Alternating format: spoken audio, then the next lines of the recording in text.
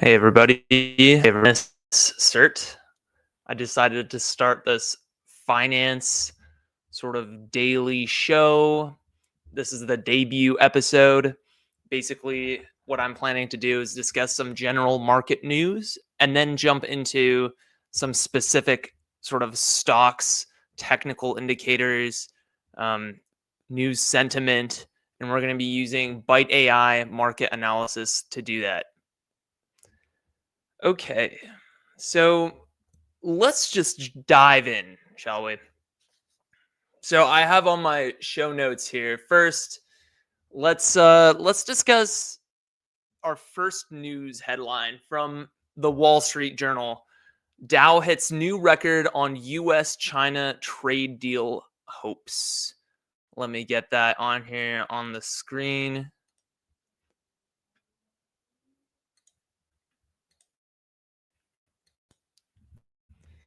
Okay. S&P 500 and Nasdaq also score all-time highs. Malay victory boosts Argentine assets. Okay. This is kind of interesting. So, it looks like the Dow hit a new record last week. It was kind of down.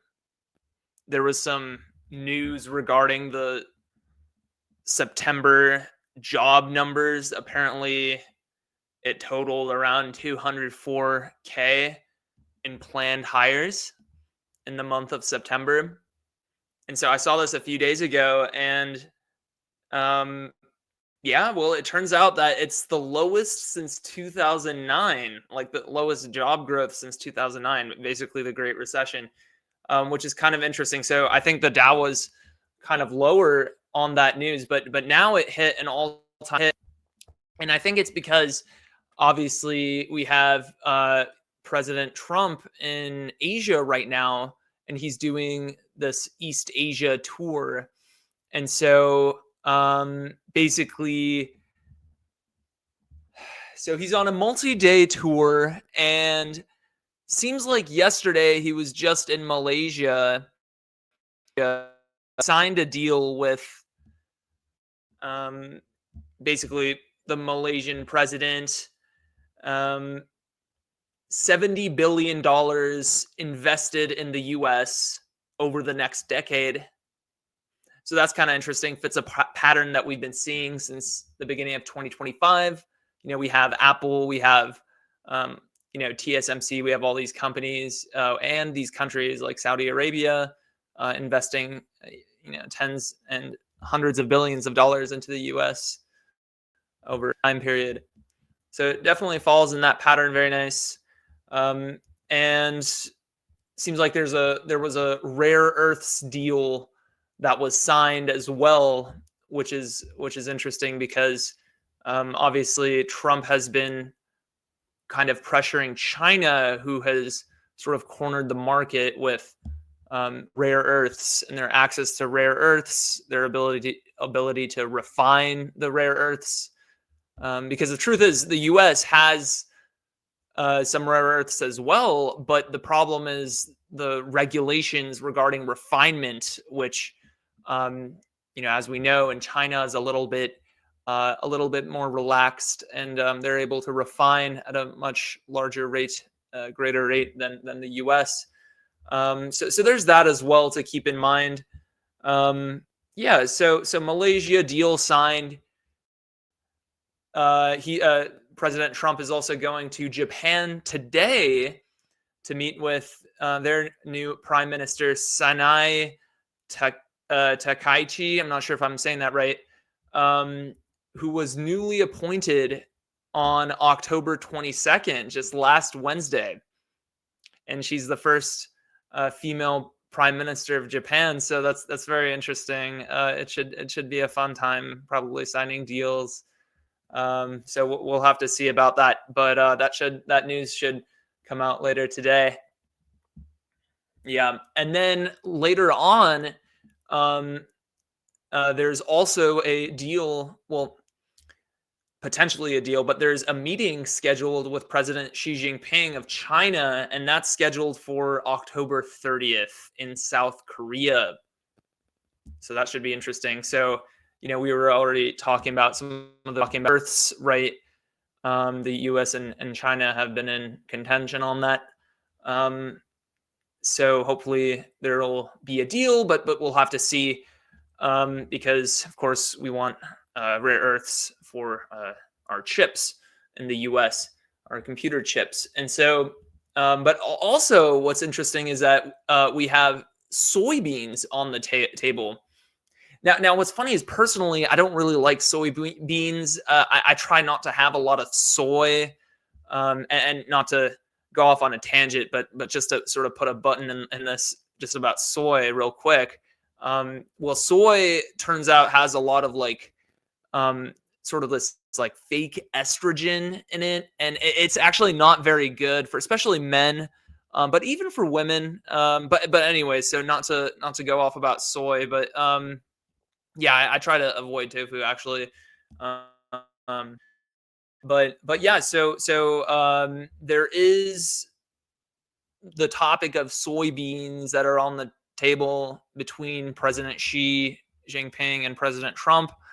Um, so we'll have to see. I think President Trump is hoping that China will buy more of our soybean oil in the U.S.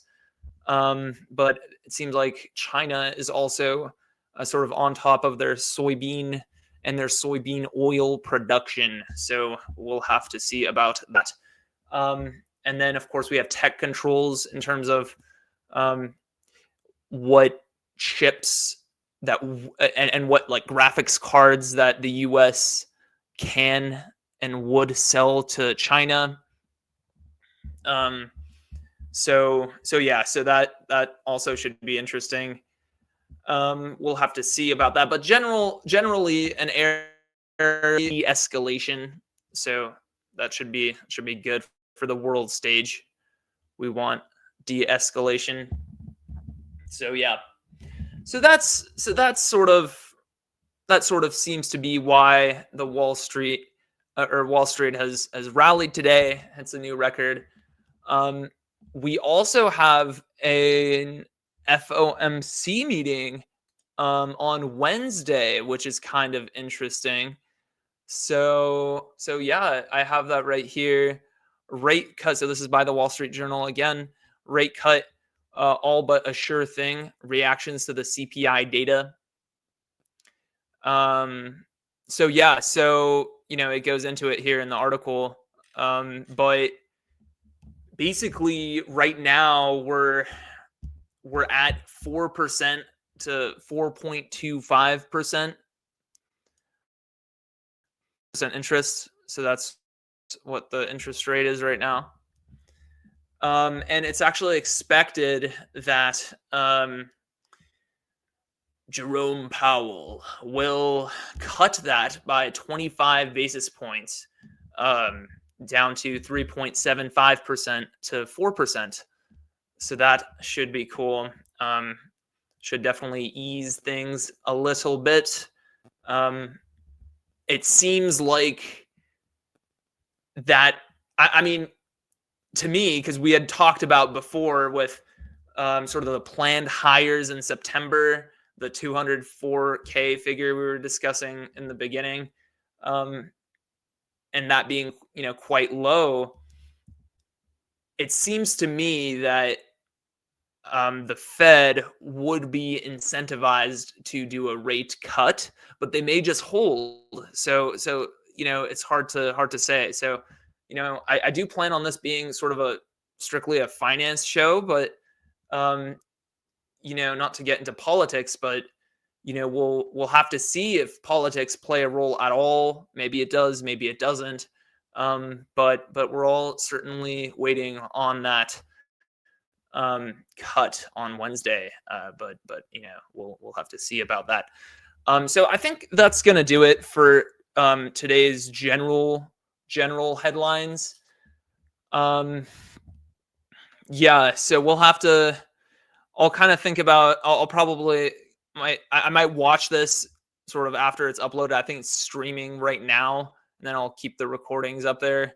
And then I'll sort of think about how I'll organize the show if there needs to be any edits. But I kind of like this. Maybe a few headlines, as like a general sort of like an aperitif, and then maybe we can go into some specific stock analysis via Byte AI, which we should all download on iOS. Of course, it's not a financial advisor, and past success does not guarantee future results, but it is a nice signal. It's sort of like a news slash technical indicator aggregator, and then it sort of displays what OpenAI slash GPT-5 thinks about whether or not the stock is underbought, overbought, or neutral. So let's get that up here on stage. So here we go. Okay. Let me go ahead and sign in here.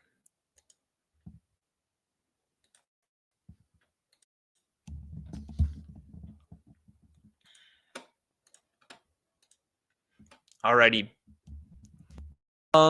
Yeah, so right now I plan on going through maybe a few of these stocks. Let's start with Meta, shall we? For no particular reason, but so looks like it's set to neutral on Byte AI. Meta shows a mixed setup with no clear short-term edge. RSI at 47, so relative strength index at 47.3 indicates mild underbought pressure, but MACD hugging the signal line. And I have my light here, I can't see it. And the price sits between the lower Bollinger Band with a narrow bandwidth, suggesting a consolidation rather than a durable breakout.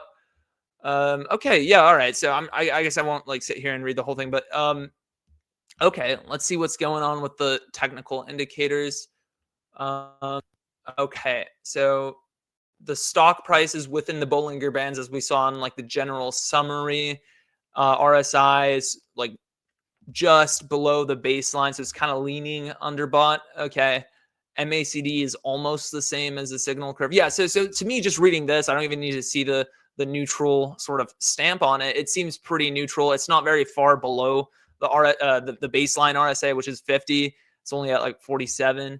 So the lower it goes, the more sort of incentivized a potential buyer would be to buy, because that sort of means that, you know, based on sort of like the rolling strength, it's based on like moving averages, that it's kind of statistically probably about to go up. But we can see it's not that far below. So okay, so that's interesting about the RSI. Let's see. Let's read this first headline here. 250-day countdown begins until again two headlines. America's 250 anniversary celebrations. Okay, sentiment somewhat bullish.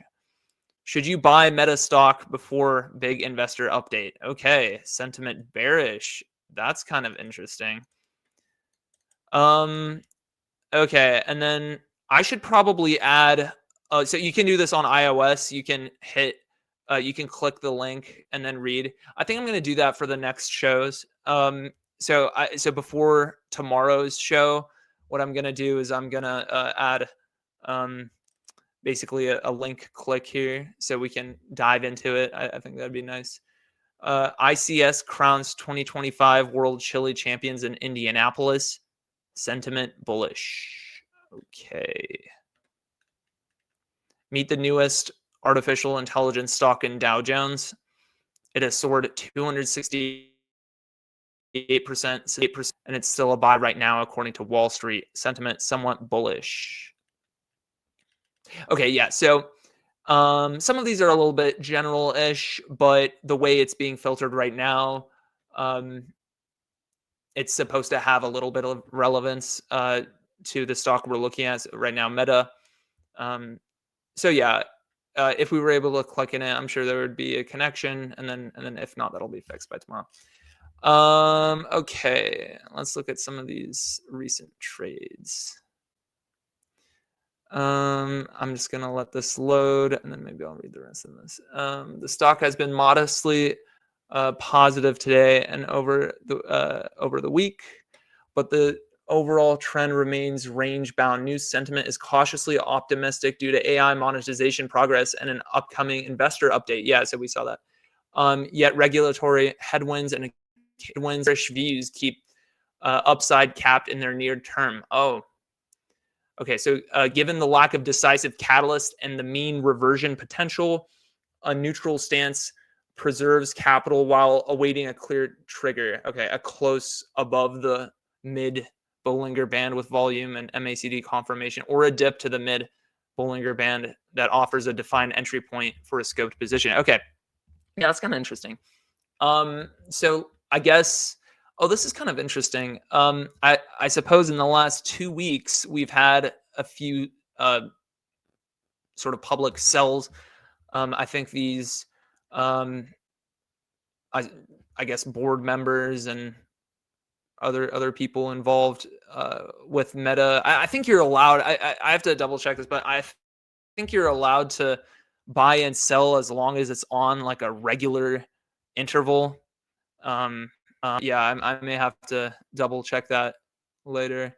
But yeah, so it looks like Jennifer Newstead ended up selling 519 shares on October 21st, so about 6 days ago. Javier Olivan, Robert M. Kimmit. Yeah, maybe I should add something where it says like who these people are. Like who's Jennifer Newstead? I have to see. I don't have a producer, so right now. I know usually the more professional you are, you need to have a producer, but we're feeling it out. We're feeling it out. So it looks like it's Jennifer is the chief legal officer of Meta. Okay, that's cool. Good for her. Very nice. Yeah. Okay. Cool. So that's Meta. Looks like neutral, so we won't touch that. Okay, and then it looks like it's continuing to analyze. All right, let's do Microsoft.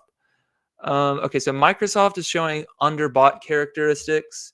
RSI around 42, price above near the lower Bollinger Band with a squeeze, and a mildly bearish MACD read, but with a positive intraday momentum. The narrow, okay, so there's a narrow bandwidth. Okay, so let's take a look. The stock price is the same as the Bollinger Band, so the difference is negligible. RSI is 42. Okay, so a bit below the Meta's RSI, right, which was like at 47, and we had said like, okay, well, that's not very much below. This is a little bit more below 50, so this is somewhat overbought, or I'm sorry, somewhat underbought at 42. And then MACD is almost the same as a signal curve. Okay, so we don't really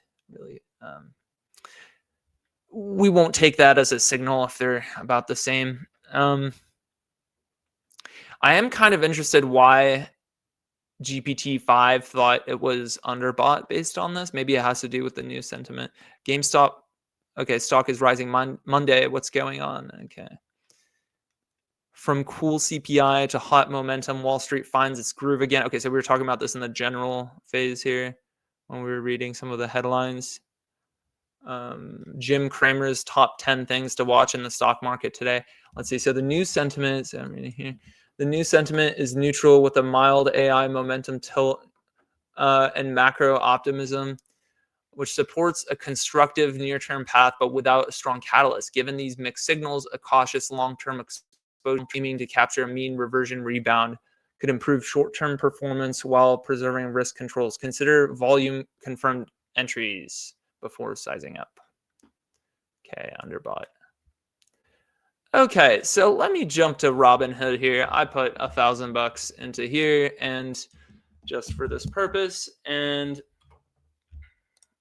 I clicked the wrong Meta. Let's get some shares of Meta, shall we? Okay, so let's yeah, so how are we gonna do this? Let's do dollars, and let me put $100 in there, and then we'll see where we're at tomorrow.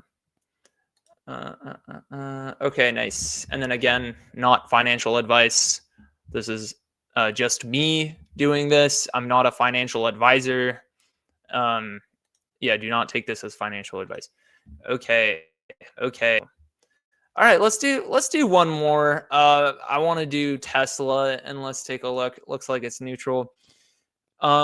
Technicals show a neutral setup, RSI at 52.1, near baseline, and then MACD very close to the signal line, little to no momentum, and Bollinger Bands with a relatively narrow bandwidth. The price is within the bands rather than breaking out in today's 3.21% move, lacks a clear catalyst or sustained momentum. News sentiment is modestly bullish to neutral, with macro risk factors and governance competition concerns tempering upside. Given no clear undervaluation or overvaluation and a tendency for mean reversion in this regime, a neutral stance best preserves capital while awaiting a decision move through the mid-band with volume or a meaningful catalyst before re-engaging. Okay, so that's why it's neutral, fairly neutral. Bollinger Bands, well within the Bollinger Bands, indicating typical market conditions. RSI at 52, almost the same as the signal line. Okay, so it's just above. Yeah, I was gonna say, like, this is all just like after reading the analysis or the justification to go with the neutral stamp. It kind of almost leans overbought slightly. So it's kind of interesting that it shows neutral over overbought, but it's not very much overbought. If it was, you see that 52 is just a smidge above 50 here. Yeah, near baseline slash neutral. The MACD is almost the same as the signal line, indicating a mildly bearish trend. Okay, so this sort of goes with what I was saying here. Currency market looks to a predictable Powell and an unpredictable Trump. Where will Rivian stocks be in 3 years? Sentiment neutral. That's probably good for Tesla. Okay, and then Elon's most impactful tweet didn't move markets. It shaped Tesla's future. Funding secured. I remember that in, I think it was 2017 or 2018. That was pretty funny. And then Elon got caught in a fight with the SEC after that. Elon and the SEC. How to trade SPY, top tech stocks using technical analysis.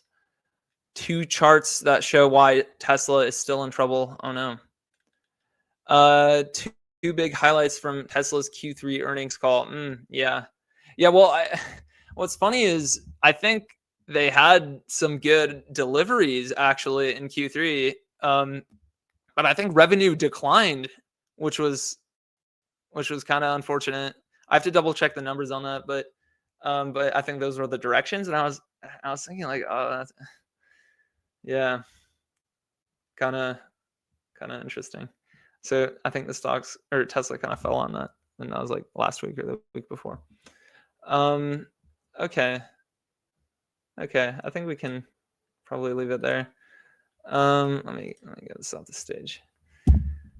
Okay, well, that was the first episode. I'll take a look and see how this